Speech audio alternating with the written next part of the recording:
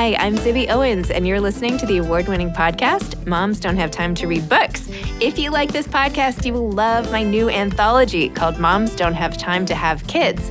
Check it out, and you'll hear from 49 authors about all sorts of things moms don't have time to do. All the authors have been on this podcast.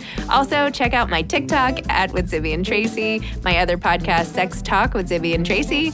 Check out Moms Don't Have Time to Write on Medium. And of course, my new publishing company called Zibby Books. And now back to our daily author interview site and a quick hello from some of my kids. Hi. Hi. Hello. Enjoy the show.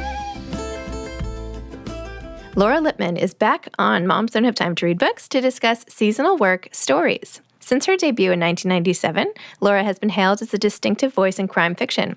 Recently named one of the essential crime writers of the last 100 years, she has produced 24 novels, a book of short stories, a collection of essays, and a children's picture book, and has been published in more than 25 languages. A New York Times bestseller, she also has won more than 20 prizes for her work and been shortlisted for 30 more.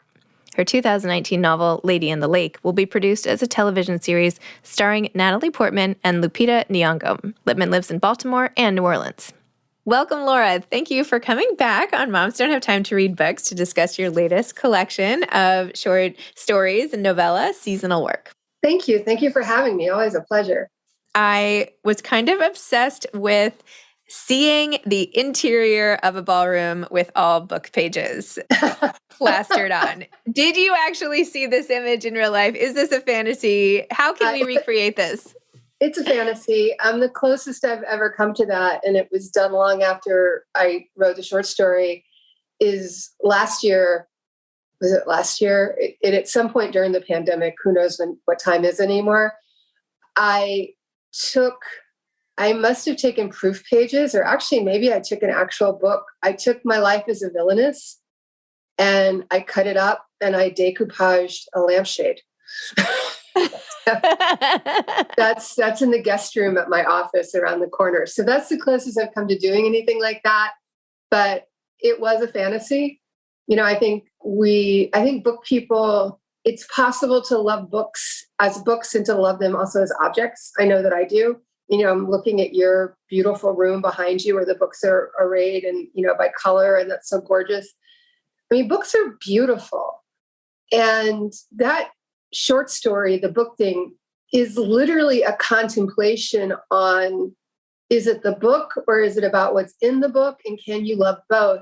And I think I come down on the side of you can love both, you know, and I don't get upset when I see someone on social media has made an art object out of a book. I don't feel like that is a travesty, you know, because heck, you know, there are books all over the place that are being badly treated right now, and turning one into an art object seems to me to be a perfect, because it's not like the book isn't taken forever out of circulation.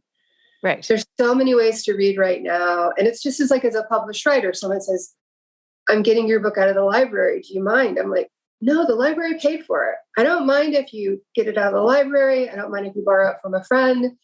I don't mind if you found it in a little free library. The only thing I mind as a writer is out and out piracy. You know, I don't approve of that. And I don't think that's a good idea. But, you know, I don't care how my books get into people's hands.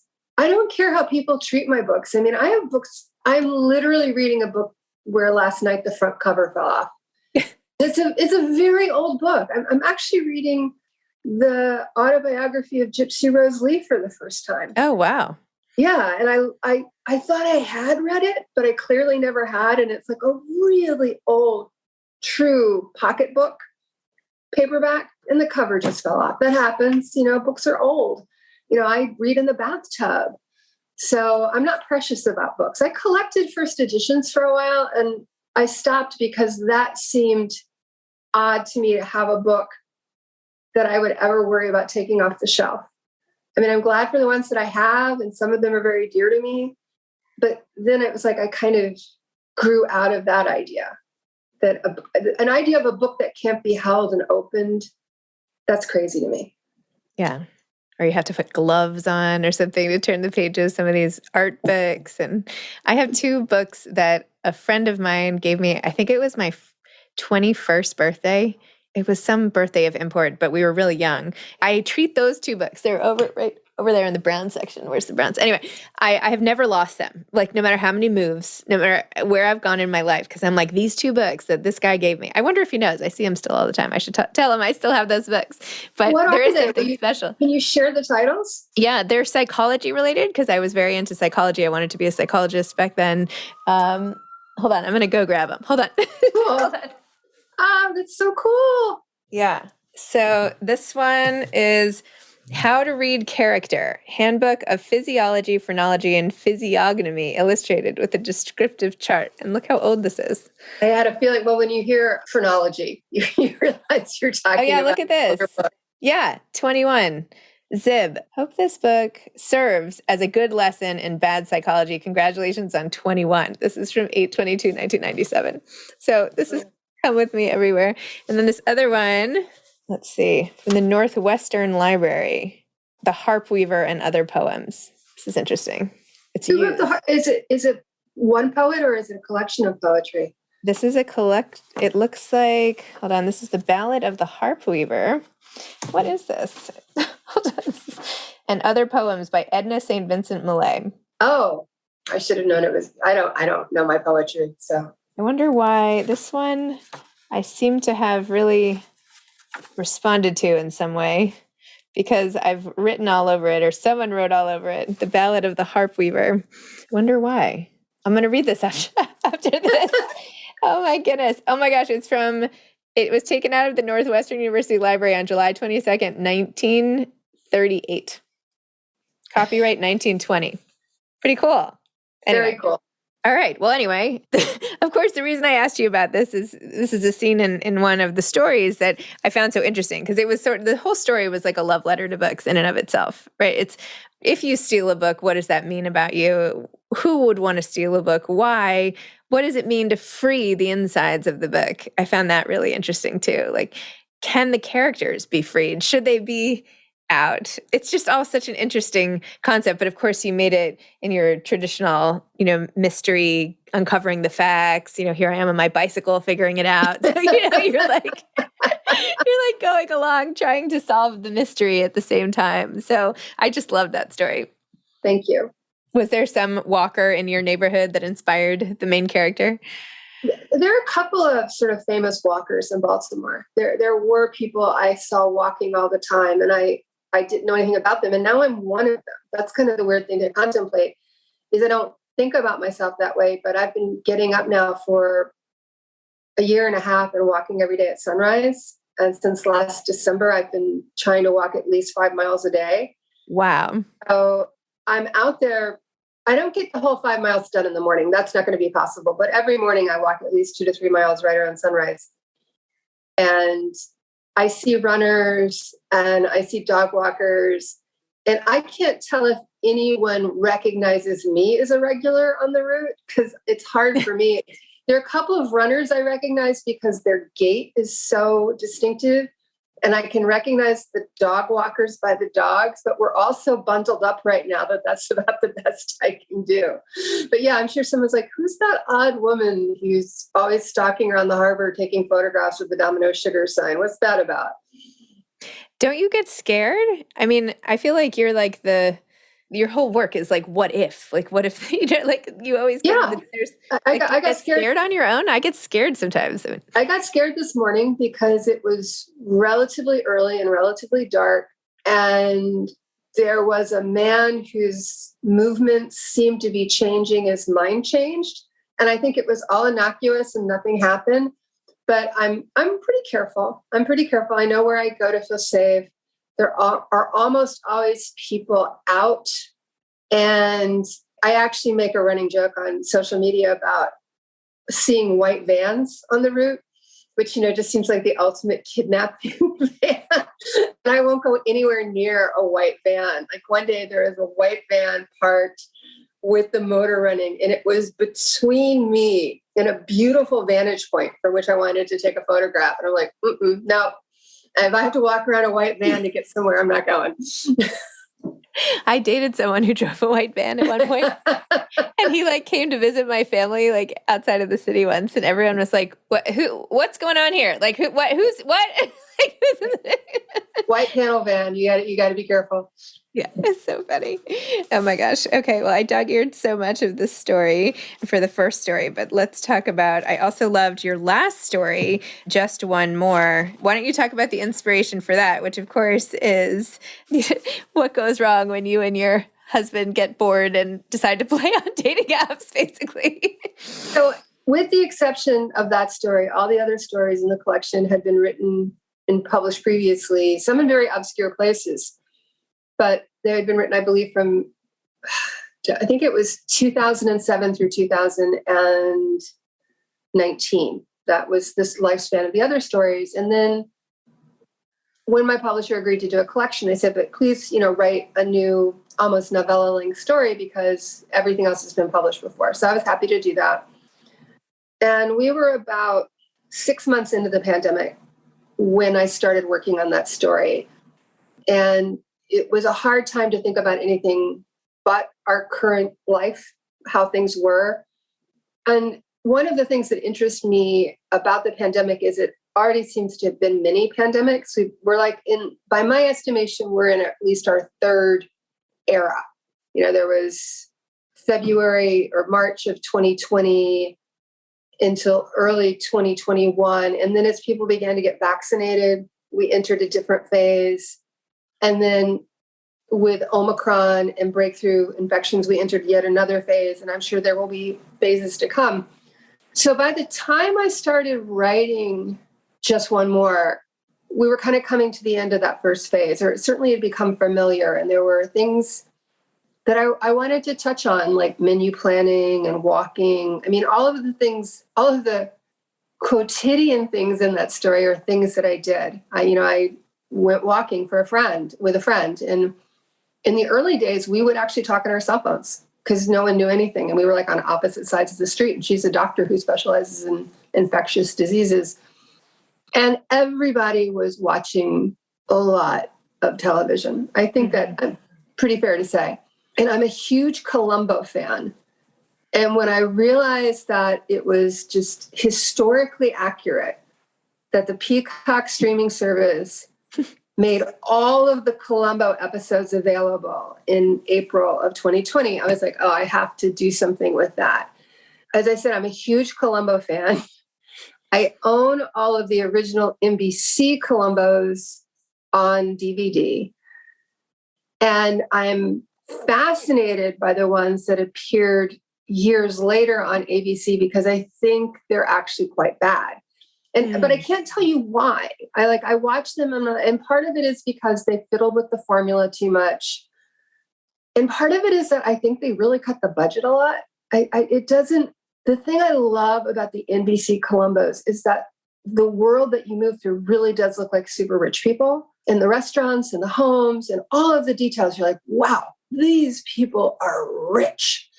And it doesn't feel that way when you get into the ones that they made for ABC in the late 80s into the 90s I forget. I was surprised at how relatively recent the last Columbo was. So I love Columbo. I love the idea of trying to write about the pandemic. And if you watched certain channels on TV, I mean, I watch a lot of Bravo. I watch a lot of Lifetime. I'm not embarrassed. You see these ads for dating apps all the time. And I have a lot of young friends and they're on the apps. And this was just a completely foreign world to me that I didn't know anything about. So I was fascinated by that too. And, I'm always interested in hubris, the hubris of the happily married couple that, on some level, when this couple talks about, let's try out an app and see if it matches us and, comes up with the rules of the game so it won't be too easy. How hubristic is that? It's kind of smug. Mm-hmm. Exactly as in the, Bridget Jones' Diary, the smug marries. Yes. And they're like doubly smug because in the pandemic, it's a really hard time to be alone. And, I know that because I have, I have a lot of really young friends. So I feel like I'm getting bulletins, reports from people in their 20s, people in their 30s, et cetera, et cetera. And I know a lot about their lives and I find it interesting and I don't feel the least bit smug or hubristic about it. I was actually very touched watching people who are living alone, trying to find a way to get through the pandemic that wasn't too lonely, too scary, that had the human companionship that some of us took for granted. Wow. Yeah, I know. There's always this thing with dating apps. It's like there's no end to possibility, right? Like, how could that even be? Like, you just keep going. You could just keep going forever. And what does that mean? Yeah. And there's no science to it. That I later, long after I finished the short story, I read Nancy Jo Sales' book. I'm very bad about book titles, but I loved her book. Really canny combination of memoir and reporting. Yeah. And when she goes into that section about how there is literally no data that shows that dating apps are effective, that's so interesting to me. And people are just like, well, this is how it's done now. And I'm sort of like, what if you just don't? I don't know. I mean, I don't know. It's not relevant to my life. My daughter and I have just started watching How I Met Your Father. And it's so interesting that since How I Met Your Mother, which was a show that existed in a world, although it ended in 2014, where there was essentially no dating apps, although they existed at the time, but they're not really shown in the show. Now you start from the premise that, of course, everybody is on dating apps. That's not the world I want for my daughter, I have to admit. I hope things change, and they probably will change, but not for the better. I have someone I'm very close to who's on a dating app, and I think with COVID, I feel like she feels safer that way, right? Like she can't go to a big crowd, and that makes sense, right? So I don't know where it will end up, but I feel like at least for this time, there's hope, right? It's the hope of connection, but it does sound like a total game to me, like the way you have to play it, and it's a variation of Candy Crush. I mean, it's just because all these things on our phones, what they have in common is what they do to our brain. And I mean, I say that as someone who is a little bit too into Twitter, but I went through a phase where I killed every non-essential app off my phone and even my Gmail. And I remember I was on business and I got to a hotel and they couldn't find my confirmation number. And I was like, I was like, I'm going to have to put so I put my mail back on there and I put Twitter back on there. But that's pretty much it for me. I'm largely disengaged from Facebook. I haven't shut it down because I reach too many readers there. So I keep the account open and I kind of do minimal service to it. For whatever reason, Instagram is like a language I can't speak. Even though my Twitter account is extremely media heavy and people are always like, this should be an Instagram account. I'm like, I can't, I don't speak it. I don't scroll it. I'm fascinated by it. I recently listened to Joe Piazza's wonderful podcast, Under the Influence, which is all about mom influencers. Yep. And it was so interesting to me. I mean, the main thing, my main takeaway is that the hilarious thing about Twitter is that it can't be monetized. Like, maybe a few people, maybe like people with millions of followers might be able to get paid for tweeting about things, but it's so like Twitter is really like the place where you give it away for free. And I know John Waters, the film director, whom I know, he's like, no, why would you do that? Why would you give away your writing for free? And it's actually really out of character for me. My father hated writing for free, and it kind of instilled in me that same value, which is you should be paid to write. And I just finished a week of teaching a writer's workshop that I've been teaching every year since 2006. The difference being that this year I taught it virtually and I taught the personal essay for the first time. And I talked to my students a lot about trying not to write for free, trying to get people to pay you for your words, however minimally, because they have value and the content is something that people want, so they should be paying for it, and you shouldn't be throwing it up for free. And yet, there I'm on Twitter every day giving away at least 280 characters a day. I was just listening, or I wasn't really, but I was in the car with my husband who was listening to Colin Cowherd. I don't know, he's a big sports talk show guy and yeah, I know radio who he is. guy. Yeah. So he was saying yesterday that he's like, whenever I run into people on the street who know who I am or whatever, they are the nicest people. They come up to me, they say nice things. They just couldn't be better. It makes me feel so good. He's like, on Twitter, no one's ever said a nice thing. It's really interesting because I have managed to live in a relatively benign pocket on Twitter. Mm-hmm. And I can't quite figure it out. Part of it is that I don't see tweets by people who don't follow me. Okay. So if you set up your filter that way, but that's not enough, because I know so many women who get dogpiled on and who get mansplained all the time. And I think it's because they're writing about far more serious things than I'm writing about. For example, I'm thinking of one of my friends who is an expert on Ukraine. She just is. She's young. She's very young and she's very beautiful. And I think that is part of the reason that men love to dunk on her. It's like, how could you know about you? And it's like, she's an expert. She's the former disinformation fellow at the Wilson Center. So I know it's not something that the account holder can really control for.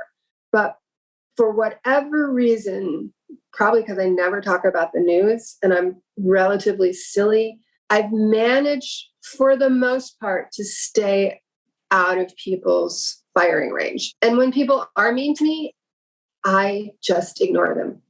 Mm-hmm. I mean, someone would have to say something so inaccurate or libelous for me to respond. What I always do is when someone's being a little jerky, I check their follower count and I usually decide all I'm doing is amplifying someone who has almost no attention to begin with. And I mute. I don't even block. I just mute people. Like I'm not interested. And people never know when you mute them. So that's my control. Interesting. I didn't even know what mute was. I feel like you on Twitter, like I don't understand Twitter. Like I don't go on there. I don't read it. I post like updates and then I get right off. Like I'm scared. It's like I open the door, I feel the cold air and then I slam it shut and I run the other way. Well, I always tell all writers that when it comes to social media, the one thing you should do is whatever feels natural to you. Mm-hmm. And I know, like at one point, my publisher was like, Instagram is where it is. You should be on Instagram. And I was like, it was like, at that point, I was like, I said, I've gone from Facebook to Twitter. Twitter just works for me. It's a happy place for me. And when it's not, I'll leave it. But for now, it's a place that I've made friends. I made tons of friends on Twitter and met them in real life. It's amazing. I feel like I've met Instagram friends. I had someone stay over last summer. My kids were like, I thought we weren't supposed to meet people on the internet. And I was like, except when you are. Yeah. Oh my gosh. So funny. Wow. Well, now I'm going to investigate muting and thank you for that. But I think it's like working out. It's like people say you should do whatever it is regularly that you actually want to do and will do, right? Look at you, I'm walking. It's like someone could tell me to walk 5 miles a day and I would just like laugh, it's much easier for me to do a workout on an app or I don't know, something where I'm in one place. Anyway, well, I'm glad that all of this inspired this final novella of yours in seasonal work. This collection, I loved your memoir, My Life as a Villainess, which I read last summer. I remember where I was because part of the time I was like, it was so hot and I was in a pool and I was holding it like this and I would just walk. I was just walking back and forth holding your book, which was fantastic. This, of course, is coming at a much colder time of year, so I wouldn't dare. But I love your writing and I love how you engage our brains and our senses at the same time. And it's like such a treat. So anyway, congratulations on this book. And I'm just curious, so what after this? What else should I expect? I only write short stories when someone asks me to, which is an embarrassing thing to admit. But every story in that collection, except for the last one, was solicited. It was like, will you write this for this collection? And that's how it works. I'm working on a novel. I think it's going to be finished I know it's going to be finished by this spring, which will mean that I will have been working on it for almost 18 months, which is a long time for me. But it was a tricky one, and it was inspired while I was walking, while listening to a podcast. And I'm a huge fan of podcasts. When you walk as much as I do, you just need a lot to listen to. And one of my favorites is called You're Wrong About, which used to have two co-hosts, but it's now the host is Sarah Marshall. And the idea is to take a sensational topic, which is to say one that was very much in the news at some point, and to examine how much we didn't really know about it. I mean, Sarah Marshall, who's the host, sort of came into prominence as a person who liked to revisit the stories of difficult women, Tanya Harding being one of the first. And one day I was walking along and I was listening to a podcast that had the title Prom Mom. And it covered a couple of cases that involved young women who had delivered babies either during or before, approximate to a big dance. And the line that jumped out at me, and I'm pretty sure Sarah said it, and Sarah has since become a friend. You talk about Sarah and I have never met face to face. We hope to someday. She lives in Portland, Oregon. I live in Baltimore. But we met on Twitter and we began having like long phone calls during my walks. Sarah was like, I'll come on your walk with you. So I've gotten to know her. But at the time, I was just, one of her many fans. And she said something that I thought was so interesting, which was that when you're a teenage girl, you don't know your body at all. It is absolutely, completely understandable that a girl could be pregnant, in denial about it, not really know what's going on. That, we tend to see these stories through this almost nefarious lens of cold-hearted, almost sociopathic girl, ignores the reality and has no. But when Sarah said that, something really clicked in my head. I was really interested in this idea of a young woman who would just have no real idea of what was happening to her and how, or would be in denial about it. And then I just started reading. I got online and I began reading about some of the more notorious cases. And I discovered that in one case, the now grown woman, now grown man had met again via Facebook and were friends. And that just fascinated me. Just the idea of, okay, so who are you 20 years after this? Who do you become? Does anyone remember this about you? Can you ever stop being prom mom? And that was the book I decided to write. And it's set, maybe inevitably, and this is an interesting choice that writers are making right now. Are you going to acknowledge the pandemic or not acknowledge the pandemic? Are you just going to set your work before the pandemic and thereby bypass it? My friend Megan Abbott, who's one of my favorite writers, we were having this conversation recently, and she said, well, my work takes place in kind of a timeless universe. And she's right about that. Megan's novels take place in sort of a less specific now, where things are like our world, but it's interesting what's not there. And so she can kind of do that. I don't think I can. And I was coming off of having written a novel that took place right before the pandemic. And the two novels before that one was set in 1995, one was set in 1966. And I decided just to go ahead and set this against the backdrop of the pandemic.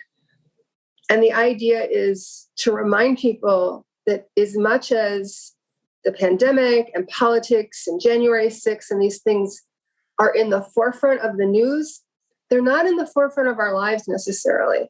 They're things that we adjust to. So it's very much the backdrop. And the book is pretty solid. I mean, the last third needs a ton of work, but I've more or less written the book, and I was working on the early sections this morning. And one of the things I'm trying to do is avoid anything that sounds like foreshadowing when it comes to the pandemic. I want people hurtling through life with the same expectation, especially when they're in the sections of like fall of 2019 or January and February of 2019. I don't want people to see what's coming because I didn't see what was coming. Most of the people I know don't. I think to the extent that I know people who anticipated what this is going to be like, it's just because they were temperamentally inclined to be wildly pessimistic. I don't think they were wiser than other people. I just think they were, more apt to be downers. And so as I was going through this morning, I'm like, as I work on this, I'm being very careful to excise any sentence that suggests a hint of what's to come. Like I had a character saying 2020 was going to be a great year. I'm like, no, that's too on the nose. At the same time, I have a character, and this is like based on something real, or like where she's like, I wonder what numerologists say about 2020. And I found some article in Cosmo that's like, it's gonna be a great year. Oh my gosh. So I'm interested in the idea that we will see this as backdrop, and that people still went ahead and led their lives and still had concerns and preoccupations that the pandemic may have affected, but it's not the tail that's wagging the dog. It's like, I want this person who I can't have. I'm trying to make this business venture that looks like it's not going to go through. It's just like people are just moving around motivated by their usual desires and dreams and ambitions. And there happens to be a pandemic. Got it. So, and the working title is Prom Mom. Oh, I love that.